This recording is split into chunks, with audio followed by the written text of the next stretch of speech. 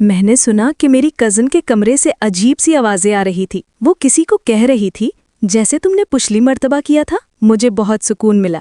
اس بار بھی تم میرے ساتھ ویسے ہی کرنا، لیکن اس بار دل کھول کے کرنا ہے کیونکہ آج گھر پر کوئی بھی نہیں ہے۔ اتنے میں اس کی بڑی بڑی سانس لینے کی۔ السلام علیکم پیارے دوستو، میرا نام عمر ہے۔ ایک دن جب میں اپنی کزن کے گھر گیا تو وہاں پر کوئی بھی موجود نہ تھا۔ گیٹ کھلا دیکھا تو میں سیدھا اندر چلا گیا۔ اگر میں اپنی فیملی کی بات کروں تو ہم 2 بھائی ہیں۔ ایک مجھ سے بڑا ہے جس کا نام فیصل ہے۔ فیصل ابھی یونیورسٹی میں پڑھ رہا تھا اور میں کالج میں تھا۔ اور میرے کزن کا نام ہے مریم۔ وہ دکھنے میں بہت خوبصورت اور حسین قسم کی لڑکی تھی۔ اس کا فگر بھی بہت کمال کا تھا۔ میں اکثر بہانے سے ہر سنڈے ان کے گھر جایا کرتا تھا کیونکہ میرے بھائی کے ساتھ پڑھتی تھی۔ ایک دن جب امی نے مجھے خالہ کے گھر پر کپڑے دینے کے لیے بھیجا تو میں وہ کپڑے لے کر وہاں چلا گیا۔ میں جیسے ہی وہاں پہنچا تو اپنے سامنے گیٹ کھلا پایا اور میں سیدھا اندر چلا گیا۔ اندر مجھے خاموشی سی محسوس ہو رہی تھی کیونکہ مجھے اس بات کا علم نہ تھا کہ خالہ آج گھر پر موجود نہ تھی۔ میں انہیں دیکھنے کے لیے کمرے کے قریب گیا تو مجھے اچانک سے اندر سے آوازیں سنائی دے رہی تھی۔ جب میں نے وہ آواز سنی تو میری کزن مریم کی تھی جس سے وہ منتیں کر رہی تھی اور وہ بندہ اس کے ہر ضروریات کو پورا کر رہا تھا۔ اب آپ دوستو سمجھ گئے ہوں گے کہ میں کس چیز کی بات کر رہا ہوں۔ اتنے میں نے گیٹ بجایا، اندر سے ایک دم خاموشی ہو گئی۔ ٹھیک 5 منٹ کے بعد اس نے گیٹ کھولا اور مجھے دیکھ کر چونک گئی اور وہ مجھے کہنے لگی کہ ارے عمر تم، اور پوچھنے لگی کہ تم اندر کیسے آئے اور گیٹ کس نے کھولا ہے۔ پھر میں اس سے کہنے لگا کہ مریم کیسی بے وقوفوں والی باتیں کر رہی ہو، تمہاری طبیعت تو ٹھیک ہے نا؟ میں تمہارا کزن ہوں، مجھے کسی کی اجازت کی ضرورت نہیں ہے اندر آنے میں، اور میں تو بس یہ سامان دینے آیا تھا جو امی نے خالہ کے لیے بھیجا ہے۔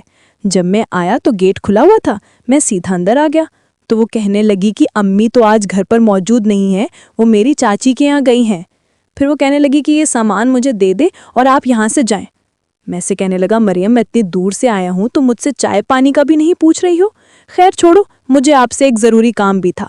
وہ کہنے لگی میں معذرت چاہتی ہوں لیکن ابھی میں فری نہیں ہوں کیونکہ میری دوستیں آئی ہوئی ہیں۔ آپ ابھی پلیز یہاں سے جائیں اور آپ شام کو آ جانا کیونکہ میری دوستیں مولانا فیملی سے تعلق رکھتی ہیں اور ان کو اس بات کی بالکل بھی اجازت نہیں ہے کہ وہ کسی مرد کے سامنے آ جائیں۔ اتنے میں اندر سے کسی کی چیخنے کی آواز آئی تو اس نے جلدی سے دروازہ بند کر دیا۔ میں نے دوبارہ سے دروازہ بجایا اور اس سے کہنے لگا کہ دیکھو مریم، تمہیں جھوٹ بولنے کی ضرورت نہیں ہے کیونکہ جب میں اندر آیا تو میں نے کسی مرد کی آواز سنی۔ یہ سنتے ہی وہ خاموش سی ہو گئی۔ اتنے میں نے بھی مریم کو دھکا دیا اور کمرے کے اندر آ گیا۔ میں نے جیسے ہی دیکھا تو میں دنگ رہ گیا۔ ایک نوجوان لڑکا جو قدرتی لباس میں بیٹھ کے کونے میں کھڑا تھا۔ یہ سب دیکھ کر وہ دونوں ڈر گئے۔ پھر وہ مجھے کہنے لگے کہ دیکھو عمر، میں تمہارے آگے ہاتھ جوڑتی ہوں، پلیز تم اس بارے میں کسی کو مت بتانا۔ اس بات کا موقف آتے ہی میں ان دونوں کو ڈرانے اور دھمکانے لگا۔ وہ لڑکا بھی مجھ سے معافی مانگے جا رہا تھا، تب بھی میں اسے کہنے لگا کہ تم خاموش کھڑے رہو، میں اپنے کزن سے بات کر رہا ہوں۔ اتنے میں وہ دونوں میرے پیر پکڑنے لگے۔ پھر میں نے ان کو تسلی دی اور کہنے لگا کہ دیکھو مریم، اگر تم چاہتی ہو کہ میں یہ بات کسی کو نہ بتاؤں، جو تم اس کے ساتھ کر رہی تھی وہ سب تمہیں میرے ساتھ بھی کرنا ہوگا۔ اگر سودا منظور ہے تو ٹھیک ہے، ورنہ میں خالہ اور خالو کو بتا دوں گا۔ پھر مریم کہنے لگی عمر، آپ تو میرے بھائی ہیں، مجھے آپ کے ساتھ یہ سب کرتے ہوئے بالکل بھی اچھا نہیں لگے گا۔ تو میں کہنے لگا کہ بس ٹھیک ہے، جب تک خالہ نہیں آتی تب تک میں یہیں بیٹھتا ہوں۔ پھر مریم کا بوائے فرینڈ مریم کو سمجھانے لگا، دیکھو تمہیں ایسا کرنا ہوگا، اگر تم نے اس کی بات نہیں مانی تو یہ سب کو سچ بتا دے گا، تم سوچ بھی نہیں سکتی، اس کا انجام بہت برا ہوگا۔ تھوڑی دیر سوچنے کے بعد بالآخر وہ مان گئی۔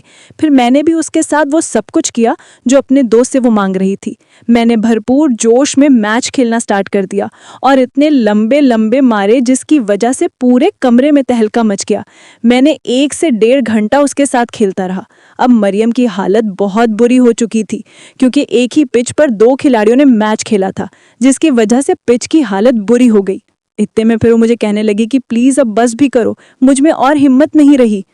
یہ بات سن کر مجھے ترس آ گیا اور میں تھوڑا سا دور ہوا۔ پھر میں اسے کہنے لگا کہ دیکھو مریم، میں نے تمہارا اتنا بڑا راز کو دفنایا ہے اور مجھے جب بھی اس چیز کی ضرورت پڑے گی تو تم مجھے منع نہیں کرو گی۔ اتنے میں نے اپنی جیب سے موبائل نکالا اور ان دونوں کی ویڈیو بنا لی کیونکہ مجھے پتا تھا کہ مریم بہت ہی چالاک اور ہوشیار لڑکی ہے۔ وہ تو بس مجھے وقتی طور پر راضی کر رہی تھی اور اتنا بے وقوف میں بھی نہ تھا۔ اسی لیے میں نے یہ ثبوت اپنے پاس ہی سیو کر کے رکھے۔ پھر میں نے ایک چائے کی فرمائش کی اور وہ میرے لیے چائے بنانے کے لیے کچن میں چلے گئے۔ میں نے اس کے بوائے فرینڈ سے موبائل اور کچھ پیسے لے لیے اور اس کو وہاں سے بھیج دیا۔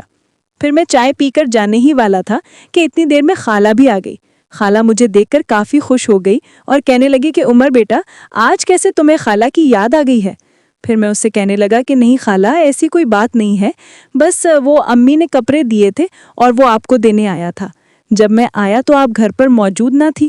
پھر آپ کو تو پتہ ہے نا ہماری مریم کتنی ہوشیار ہے، اس نے مجھے چائے پینے کے لیے بٹھا دیا اور اتنے میں آپ بھی آ گئی۔